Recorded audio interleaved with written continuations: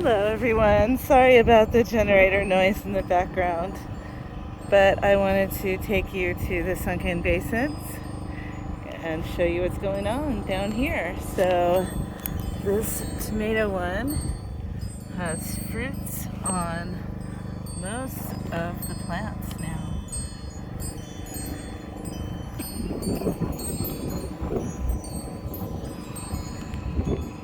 And they've gotten pretty large. I brought some rabbit straw over and I'm gonna mulch those. In my opinion, the tomatillos are the most impressive.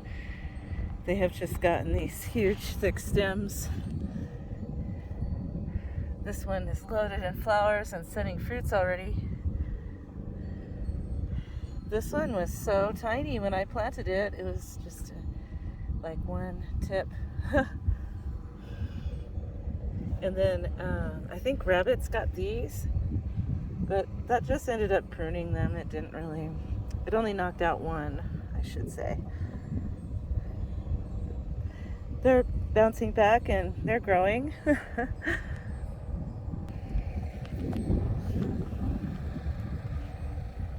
These Anaheims are starting to make flowers, so they'll be setting fruit soon. And then the Prescott tomatoes, the larger one had some flowers. Oh, it looks like it has a tiny little fruit on it. Can you see? Anyways, the peppers are pretty happy, and this elderberry survived. Looks like it's putting on a lot of new leaves. The other one, I don't think it's gonna live. This one down in here with the tomatillos, I don't know why it died. I think this one here is the only one out of the 6 cuttings that we bought that survived my treatment, which was fairly harsh.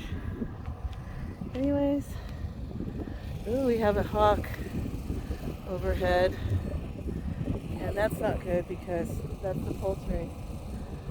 I don't know if I'm filming it correctly, but here comes Ivan to protect his flock.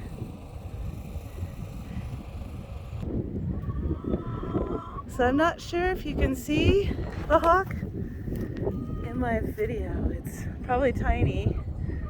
My phone's not that great at birding, but I brought these guys over because they're definitely hawk deflectors when they're not doing that kind of clownish stuff. All right, back to the garden. All right, coming back to the garden from the hawk adventure. We've got the poly line around it to keep the dogs out because there's also an active compost hole and they like to get into it. So this is the next basin that I've built, and I'm just now filling it in. It's pretty huge.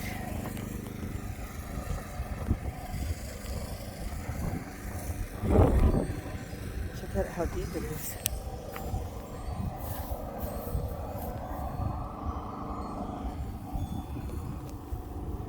It's like knee-high. So I first prepared this side and I pushed the excess topsoil back over to this side. And then now today I've removed the topsoil and put it in the cart. That's good. And then there was too much, so I piled it there. If I need it, I can rake it down. If not, it can become part of that berm, which is a walkway. Now on this one, I put rabbit urine soaked cardboard at the bottom, and on this one I forgot to do that. It's just filthy rabbit bedding that they've peed and pooped on underneath their cages. So that is going to also have a bunch of chicken muck, chicken manure, so I'm going to dump that in there right now. See, there's quite a bit in there. So I'm going to remove all that and spread it around using both hands. Okay, there goes all the chicken manure on top of the rabbit bedding. Now, I'm going to move some of that topsoil, which is the first spade depth, through this soil, and amazingly enough, it has a pretty thrilling rhizosphere going on down there. So I've left some of the native plants sticking out in the berm, and they just mostly got buried, but I haven't weeded between these. Anyways, so there's like lots of roots and stuff in this, and since it's arid here, there's no worms. The ants do the tunneling.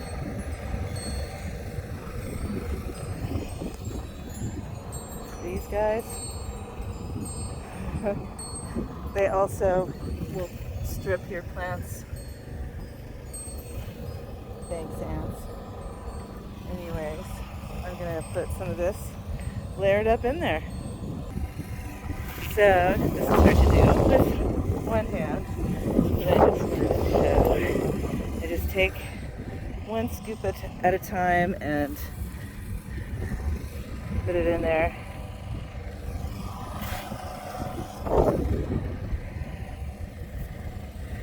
And it'll get even eventually. So I'm just going to kind of distribute the topsoil.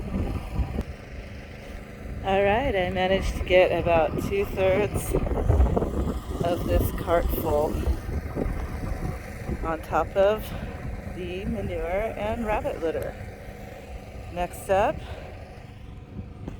I'm going to spread this over that surface.